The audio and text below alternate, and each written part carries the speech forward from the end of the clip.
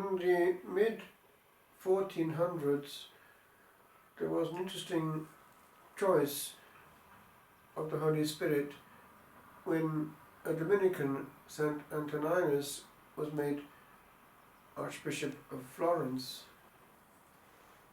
one of the most important sees in Italy. What is interesting is that he could have been classed as one with no experience on a pastoral level. He was a brain, a Dominican, but he was the man for the hour. And there's a tendency nowadays for people to think that a great bishop will be a great administrator, and those are the gifts looked for quite often.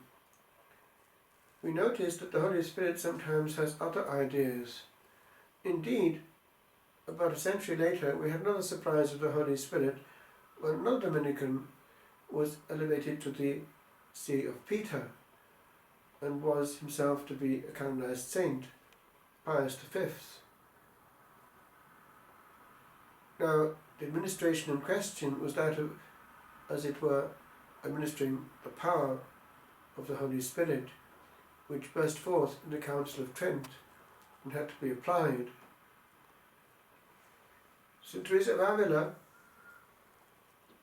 wanted always a confessor who was erudite. There is a problem quite often in practice with great administrators, that they actually are functioning well and therefore are very much absorbed in their minds with the administration that is involved. When a person has had a long time in the company of quiet books, he has been formed in a very different ambit.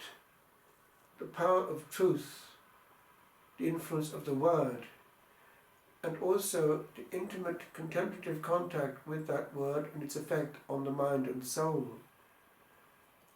Actually, we are damaged in our time by the fact that even those who are engaged in those pursuits are at the same time administrating all kinds of things coming through them in means of communication, which wasn't there before. It is difficult to have that virgin space.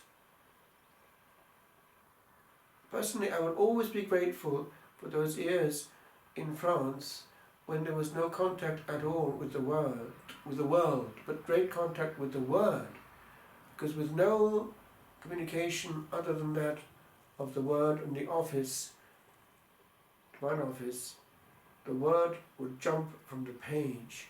And in those years, theology was nothing else, was very well absorbed.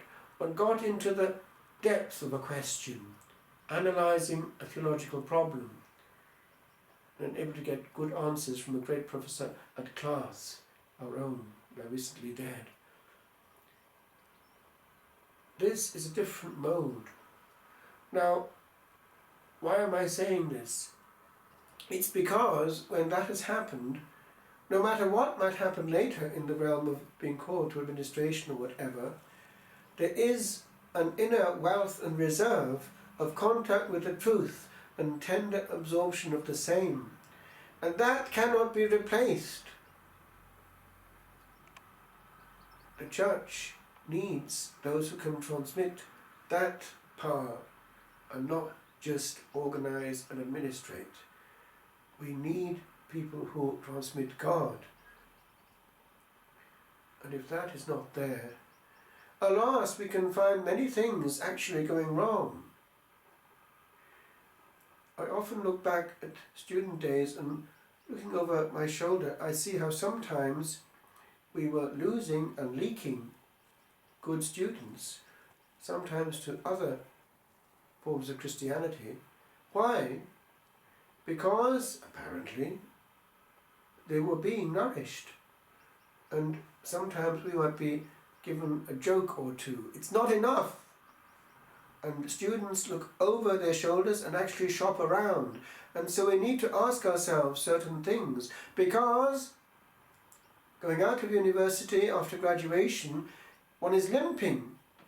If one has a great impetus on the academic field, but very much short-changed in the level of theological input, and still sometimes handling almost childish concepts compared with what one has professionally.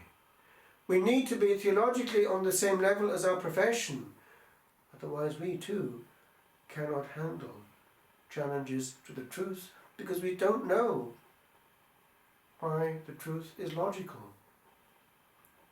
Our faith is the correct one, and we should be serene in its possession.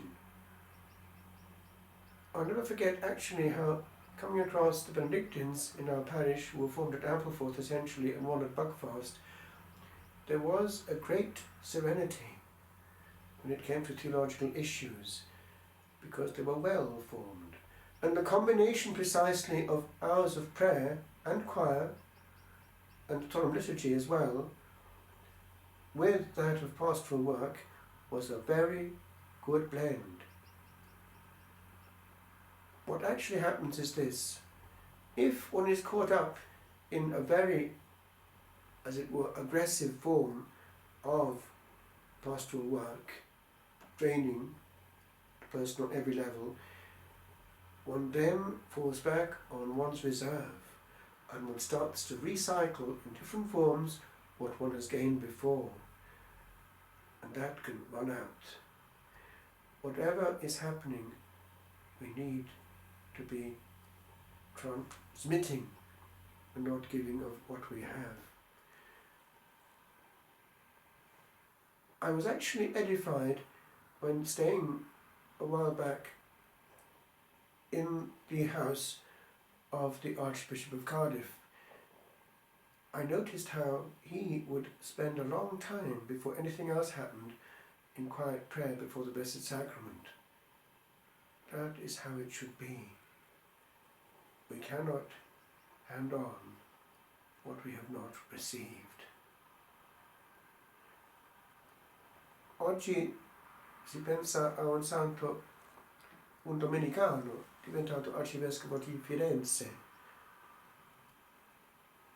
È una sorpresa, però è interessante perché più tardi c'è stata un'altra scelta dello Spirito Santo, quando un Domenicano è stato fatto sommo pontefice e anche diventato santo, Pio V. Loro erano le persone adatte per questo motivo, avevano in mano, anche in cranio, tutto necessario per adattare, per trasmettere.